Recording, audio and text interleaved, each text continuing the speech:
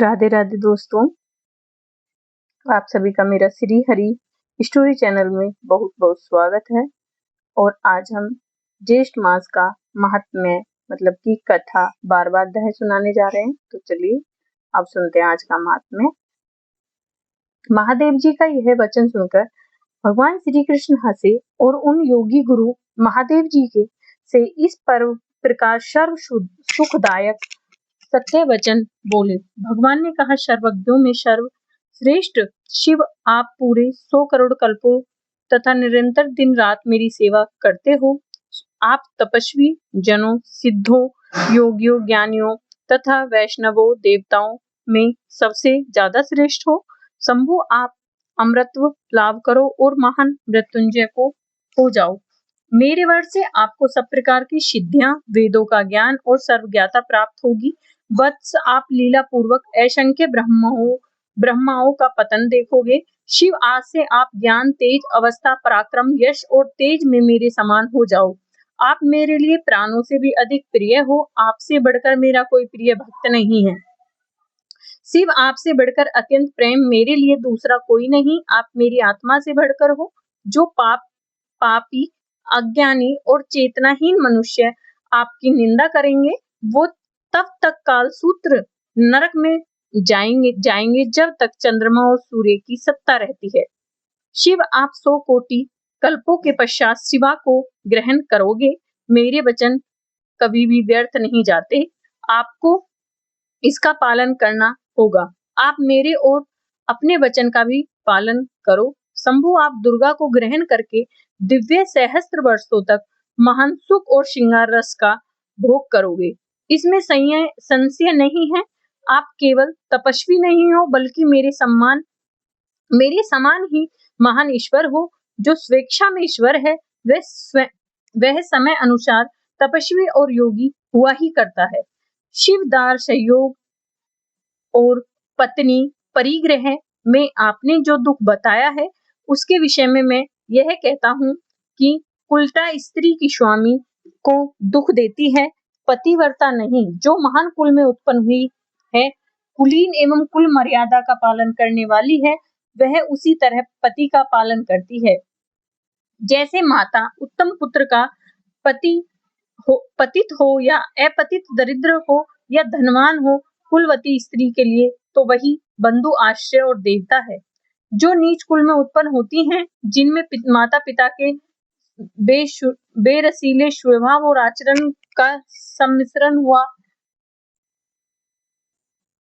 तथा जो दूसरे पुरुषों के उपभोग में आ जाती, वे ही स्त्रियां सदा पति की निंदा करती हैं। जो पति को हम दोनों से भी बढ़कर देखती और समझती हैं, वह सती साध्वी स्त्री गोलोक में अपने स्वामी के साथ कोटि कल्पों तक आनंद भोगती हैं। शिव, यह वैष्णवी प्रकृति शिव प्रिया होकर तुम्हारे लिए कल्याणमयी होगी। अतः मेरी आज्ञा से लोक कल्याण से निमित्त उस साध्वी को पत्नी रूप से ग्रहण करो। इसके बाद भगवान श्री कृष्ण ने शिवलिंग की स्थापना और पूजन का महान फल बतलाते हुए कहा, जो महादेव और महादेव का उच्चारण, मंत्रों का उच्चारण करता है, उसके पीछे मैं उस नाम श्रवण के लिए लोभ से अत्यंत भयभीत की भांति जाता हूँ। जो मनुष्य शिव शब्द का उच्चारण करके प्राणों का परित्याग करता है, वह कोटि जन्मों के पाप से मुक्त होकर मोक्ष को प्राप्त होता है। शिव शब्द कल्याण का वाचक है और कल्याण शब्द मुक्ति का।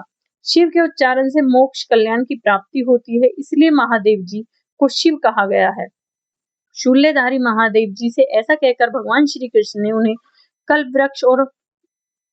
कल्पवृक्ष मंत्र और मृत्युंजय तत्व ज्ञान दिया।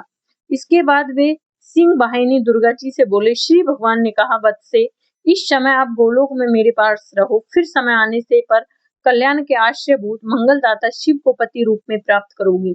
शिवमुखी संपूर्ण देवताओं के तेज पुंज से प्रकट हो समस्त देवताओं का संहार करके तुम सबके द्वारा पूजित होगी। इसके बाद कल्प विशेष में शतयुग आने पर आप दक्ष कन्या सती होंगी और शिव जी की सुशील गृहिणी बनोगी।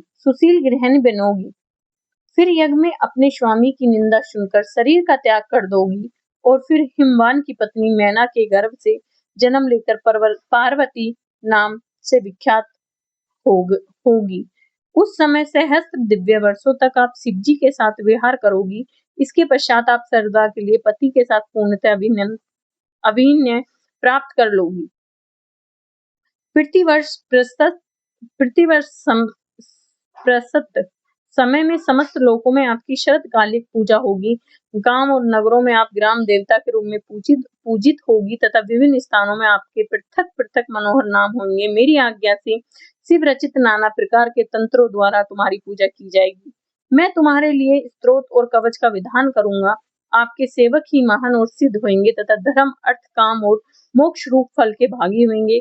माते, पुण्य क्षेत्र भारतवर्ष में जो आपकी सेवा पूजा करेंगे, उनके यश, कीर्ति, धर्म और ऐश्वर्य की वृद्धि होगी। प्राकृतिक अर्थात देवी दुर्गा से ऐसा कहकर भगवान ने उन्हें कामबीज क्लीं सहित एकादक्षा मंत्र का उपदेश किया, जो परम उत्तम मंत्रराज कहा गया है। फिर विधि पूर्वक ध्यान का उपदेश दिया तथा भक्तों पर अनुग्रह करने के लिए हिंग तथा क्लीं बीज सहित दक्षाक्षर मंत्र का उपदेश दिया। साथ ही दृष्टि के लिए उपयोगी, शक्ति और मनोवांछित वस्तुएं प्रदान करने वाली संपूर्ण सिद्धि देकर भगवान ने प्रकृति को उत्कृष्ट तत्व ज्ञान भी प्रदान किया। इस तरह उन्हें दक्षा मंत्र देकर जगदीश्वर श्री कृष्ण ने शिव जी को भी स्तोत्र और कवच दिया। ब्राह्मण फिर धर्म को भी वही मंत्र और वही सिद्धि एवं ज्ञान देकर कामदेव, अग्नि और वायु को भी मंत्र आदि का उपदेश दिया। इसी प्रकार कुबेर आदि को मंत्र आदि का उत्तम उपदेश देकर विधाता भगवान श्री कृष्ण सृष्टि के लिए ब्रह्मा जी से इस प्रकार बोले, महाभाग विधेय, आप सहस्त्र दिव्य वर्षों तक मेरी प्रसन्नता के लिए तप करके नाना प्रकार की उत्तम सृष्टि करोगे। ऐसा कहकर श्री कृष्ण ने ब्रह्मा जी को एक मनोरम माला दी। फिर गोपियों के साथ वे नित्य नूतन दिव्य वृंदावन धाम में चले गए। और आज का हमारा अध्याय समाप्त हुआ। मेरी वीडियो देखने के लिए आप सबको मेरा तहे दिल से धन्यवाद और मुझे सपोर्ट करने के लिए मेरे चैनल को लाइक करना है, सब्सक्राइब करना है और शेयर करना है। जय सूर्य नारायण।